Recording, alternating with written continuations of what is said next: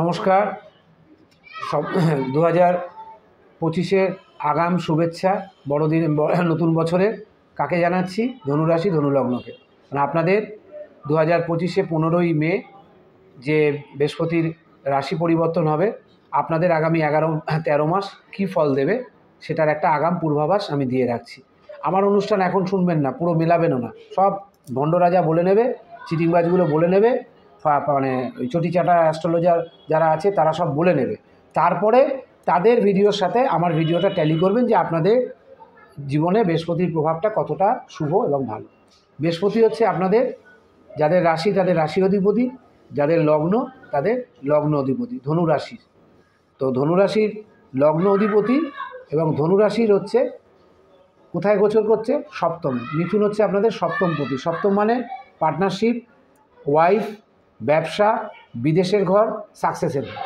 সাকসেসের প্রথম ঘর হচ্ছে সপ্তম ঘর, এটা মনে রাখতে হবে। তাহলে সেখানে বৃহস্পতি যাচ্ছে, তাহলে স্থান এবং কারকতা দুটোকেই নষ্ট করবে। তাহলে ধনুরাশির সাপেক্ষে এবং ধনুরাশির শুরু হচ্ছে একটা মহা খারাপ সময়, সেটা হচ্ছে শনির ডাইয়া। তার 1 মাস আগে মানে আপনাদের মার্চে আপনার বৃহস্পতি ট্রানজিট হবে, এপ্রিল বাদ দিয়ে মে মাসে আপনাদের মার্চ মাসের 29 তারিখেই আপনাদের প্রথমে আগে ঢাইয়া শুরু হয়ে যাবে। তারা আজ মোটামুটি ধনুরাশির জাতকরা এখন থেকে পেতে শুরু করেছেন, আশা করি। সবাই যদি পেয়ে থাকেন আমাকে কমেন্ট বক্সে জানাবে। তো ধনুরাশির সাপেক্ষে আপনাদের ঢাইয়া শুরু হচ্ছে, আবার রাশিতেই বৃহস্পতিরও দৃষ্টি থাকবে, শনিরও দৃষ্টি থাকবে।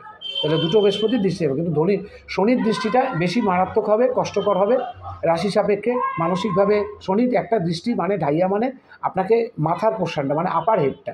আমাদের শনির 3টে ফেজে আড়াই করে 3 বছরে যে 7.5 ফেজ, সেটা আপনাদের গত 30 মাস আগে শেষ হয়ে গেছে।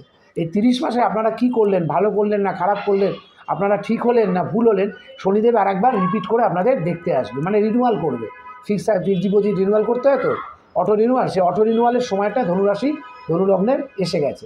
তাহলে এখানে যদি বৃহস্পতি ভালো না থাকে তাহলে কিন্তু শনিদেব প্রচণ্ড খারাপ ফল দিতে পারে। মানসিক দুশ্চিন্তা, আর্থিক সমস্যা, শারীরিক সমস্যা, এই 3টে সমস্যা কিন্তু ধনুরাশিকে দেবে। যখন আমি শনির গোচর ফল বলবো তখন এটা বিস্তারিতভাবে ধনুরাশিকে বলে দেবো এবং খুব তাড়াতাড়ি গোচর ফলটা বলবো। এখন আমি বলছি বৃহস্পতি আপনাদের সপ্তমপতি, সপ্তমে যাচ্ছে, সপ্তমে বসছে। তাহলে আপনাদের কত হাউসের লর্ড? আপনাদের লগ্ন রাশির লর্ড এবং আপনাদের 4th হাউসের লর্ড। ধনুরাশির ধনু, কুম্ভ, ধনু, মকর, কুম্ভ, মীন, মানে মীন রাশি হচ্ছে আপনাদের চতুর্থপতি। মীন হচ্ছে জলরাশি, বৃহস্পতি হচ্ছে অগ্নিতত্ত্ব রাশি, একটা অগ্নিতত্ত্ব একটা জলতত্ত্ব। মীন রাশি মানে জলের রাশি, বন্ধুত্বপূর্ণ রাশি। তো সেখানে একটা আপনাদের ঘর পড়ছে, চতুর্থ ঘর, সুখস্থান, মাতৃস্থান, অ্যাশ আর আরামের ঘর, আর হচ্ছে আপনার লগ্ন বা রাশি অধিপতি। তাহলে বৃহস্পতি যখন আপনাদের সপ্তমে বসবে, প্রথম যে দৃষ্টিটা দেবে সেটা দেবে হচ্ছে আপনাদের একাদশভাবে। একাদশ ভাব হচ্ছে আপনাদের কোনটা? মানে তুলা রাশি। একাদশভাবে আপনাদের দৃষ্টিটা দেবে, প্রথম দৃষ্টিটা দেবে একাদশভাবে মানে তুলা রাশিতে। কারণ আপনাদের দ্বাদশ ঘর হচ্ছে বৃশ্চিক, একাদশ ঘর হচ্ছে আপনাদের তুলা। একাদশ ঘর মানে আপনারা যে কর্মটা করছেন সেই কর্মের যে প্রাপ্তি, যে ফলটা পান দিনের শেষে বা মাসের শেষে, মাইনে পান বা টিউশন ফিস পান বা যাই পান, সেইটা হচ্ছে আপনাদের একাদশ ঘর। ইচ্ছা পূর্তি এবং মনের গোপন ইচ্ছা, যেটা সুপ্ত ইচ্ছা এতদিন হয়তো পূর্ণ হয়নি, এইবার হয়তো বৃহস্পতিদেব আপনাদের একাদশের দৃষ্টি দিয়ে সেই মানে যে পাওনাটা, চাহিদাটা বৃহস্পতিদেব অবশ্যই দেবেন। তিনি যে ঘরে দৃষ্টি দেন গঙ্গা জলের মতো পবিত্র। এই কুম্ভে যে প্রয়াগে যে 3টে নদীর যে ইয়েটা হবে, মিলনস্থল, গঙ্গা, যমুনা, সরস্বতী, শাহী স্নান যেটাকে বলা হচ্ছে, ওই জলে স্নান করলে জীবনের সব পাপ ধুয়ে যায়।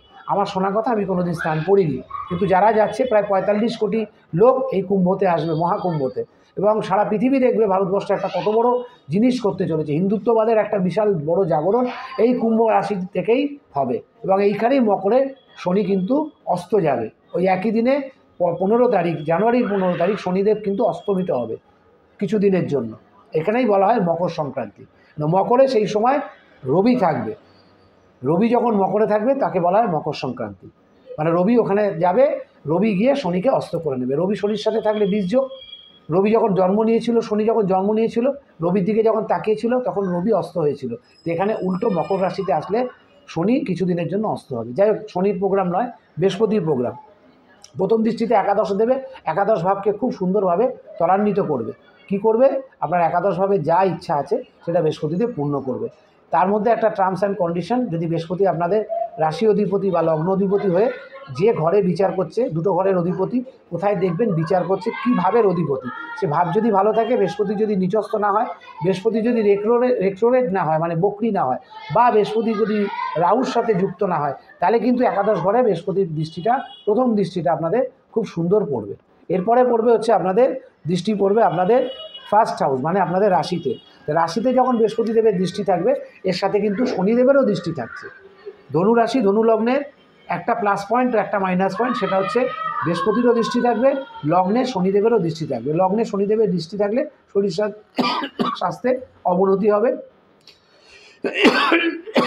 সরি, কর্মক্ষেত্রে আপনাদের সমস্যা দেখা দেবে, কাজকর্ম চলে যেতে পারে, অনেক রকম সমস্যা দেবে। কিন্তু বৃহস্পতির যেহেতু স্বক্ষেত্রস্থ দৃষ্টিটা রয়েছে, বৃহস্পতিদেবের যেহেতু স্বক্ষেত্রস্থ দৃষ্টিটা রয়েছে, কিন্তু ওয়াটার ব্রেক করে নেয়, তাহলে আপনাদের এই সমস্যা থেকে কিছুটা দূর করবে। খুব একটা টিপিক্যাল সিচুয়েশান কিন্তু ধনুরাশির জন্য। এক হচ্ছে বৃহস্পতির শনির ঢাইয়া শুরু হবে, আবার বৃহস্পতিদেব ওখানে দৃষ্টি দেবে, তাহলে গুরু শৌরী যোগ প্লাস ঢাইয়া দুটো রেজাল্টই কিন্তু ধনুরাশি পাবেন। এই 30 মাস আপনারা জেল থেকে বেরিয়ে কীরকম ছিলেন, আদর না বাঁদর, সেটা এবার শনি বুঝিয়ে দেবে, ঠিক আছে? বাঁদর থাকলে আপনাকে আবার ঠিক আদর করে ঠিক কোষণ বললাম না, বেশ শনিদেবের কাছে কাউকে যেতে হবে না, শনিদেব আপনার কাছে ঠিক ঘুরে ফিরে আসবে। তবে এই 30 মাস আপনাদের সাবধানে থাকতে হবে। শরীর স্বাস্থ্য, ঋণ নেবেন না, লোন নেবেন না, কারোর পাওনা থাকলে পাওনাটা দিয়ে দিন, হ্যাঁ, নাহলে কিন্তু এখন থেকেই তার ফল আপনারা পেতে শুরু করবে। তো শনি কিন্তু অলরেডি তার নিজের নক্ষত্রে চলে গেছে 3-4 দিন আগে, উত্তর ভাদ্রপদ নক্ষত্রে গোচর করে গেছে, রাহু নক্ষত্র থেকে সরে গেছে। তাহলে রাশির ওপর যখন দৃষ্টি পড়বে, আপনাদের যা যা পুরনো সমস্যা আছে সেগুলো থেকে আপনারা রেকটিফাই হবে, মানে আপনাদের মুক্তি দেবে। যাদের লোন আছে তারা শোধ করার চেষ্টা করছেন, সেটা হবে। এবং যেহেতু রাশির ওপর দৃষ্টি দিচ্ছে, রাশি হচ্ছে আপনাদের ভাগ্য, ভাগ্যের ওপর দৃষ্টি দিলে ভাগ্যের অবশ্যই কিছু পরিবর্তন ঘটবে। কিন্তু এটাও খেয়াল রাখবেন সাথে শনিরও দৃষ্টি আছে। মানে আমি একটা উদাহরণ দিই, সুগার আছে অথচ আপনি নেমন্তন্ন বাড়ি গেছেন, কী করবে? যাদের লোভ বেশি তারা 6-7টা রসগোল্লা খেয়ে নেবে, এক গাদা মাংস খাবে, এক গাদা ফ্রাইড রাইস খাবে, এক গাদা চিলি চিকেন খাবে। আর যাদের বুদ্ধি আছে বা যারা জানে যে নিজের শরীরটাকে খেয়াল রাখতে হবে, তারা 1 পিস রসগোল্লা খাবে, খাবে অবশ্যই 1 পিস খাবে। তাহলে আপনাদের ঠিক এই ফর্মুলাতে চলতে হবে আগামী 2.5 বছর, সাড়ে সাথীকে সাথে নিয়ে এবং বৃহস্পতিদেবের আশীর্বাদ নিয়ে ধনুরাশিকে, যে আপনাদের ডায়াবেটিস আছে এটা চিন্তা করে আপনাদের বিয়েবাড়ির খাবার খেতে হবে। নাহলে পরের 2-5 দিন পরে দেখবেন যে আপনার ফাস্টিং হয়তো 200, পিপি 300 হয়ে গেছে, হবে, কিছু করার নেই। আপনার বৃহস্পতি শনি দিয়ে রেখেছে সুগার। এবার আপনি যদি বিয়েবাড়ি গিয়ে লোভ সামলাতে নতুন গুড়ের রসগোল্লা খাই না 6টা, কী হবে? কালকে তো আবার ওষুধ খাবো। মনে রাখবেন যাদের ডায়াবেটিস আছে তাদের বৃহস্পতি কিন্তু পেটের কারক গ্রহ, হজম শক্তির কারক গ্রহ, প্যানক্রিয়াসটাও বৃহস্পতি দেখে। এই প্যানক্রিয়াস থেকে ইনসুলিনটা না উৎপন্ন হলে তাই সেই জন্য সুগার হয়। তাহলে বৃহস্পতি যদি আপনি কন্ট্রোলে রাখতে পারেন, এক হচ্ছে আপনার ডাইজেস্টিভ সিস্টেম পুরো খারাপ হয়ে যাবে এবং আপনার প্যানক্রিয়াস ড্যামেজ হবে, যার ফলে আপনার ইনসুলিন উৎপন্ন হবে না, আপনার কিন্তু আরও অনেক সমস্যা সেখান থেকে সৃষ্টি হবে, পেটের সমস্যা। এবং সুগার থেকে অনেক রোগ হয়, সুগার থেকে আপনার চোখ খারাপ হয়, গ্লুকোমিয়া হয়, সুগার থেকে আপনার প্যানক্রিয়াস খারাপ হয়, কিডনি খারাপ হয়, অনেক কিছু সুগার থেকে ড্যামেজ হয়, পায়ের নার্ভ খারাপ হয়, লোকে শুকিয়ে যায়, চোখ মুখ ঢুকে যায়। তো এরকম অনেকগুলো সমস্যা কিন্তু আছে।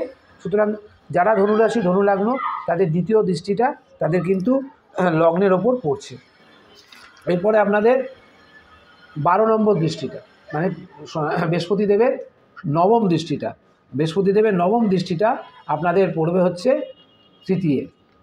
যেহেতু আপনাদের রাশি আর লগ্ন ধনু, লগনচাঁদা যারা আছেন, তৃতীয় মানে হচ্ছে আপনার সেকেন্ড ঘর হচ্ছে কুম্ভে, কুম্ভ হচ্ছে আপনাদের ধনুর হচ্ছে দ্বিতীয় ঘর, তৃতীয় ঘর, তাই তো? ধনু, মকর, কুম্ভ। তাহলে কুম্ভতে যখন শনি বৃহস্পতিদেবের থার্ড দৃষ্টিটা পড়বে, কুম্ভর সিম্বল হচ্ছে অমৃত কলস।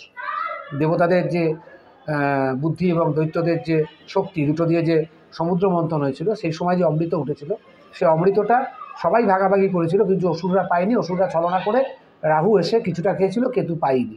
তাহলে এই অমৃত কলস হচ্ছে কুম্ভের ঘর, যেখানে শনি এখন বর্তমান শনিদেব গোচর করছে। এরপর এইপুরি শনিদেব চলে যাবে কিন্তু মীন রাশিতে, মানে আপনাদের নিজস্ব ঘর, যেটা আপনাদের হচ্ছে রাশির মানে আপনাদের ধনুর যারা, তাদের হচ্ছে আপনাদের চতুর্থ হাউস, আপনাদের 4th হাউসে কিন্তু শনিদেব গোচর করবে, এটাও খেয়াল রাখবেন।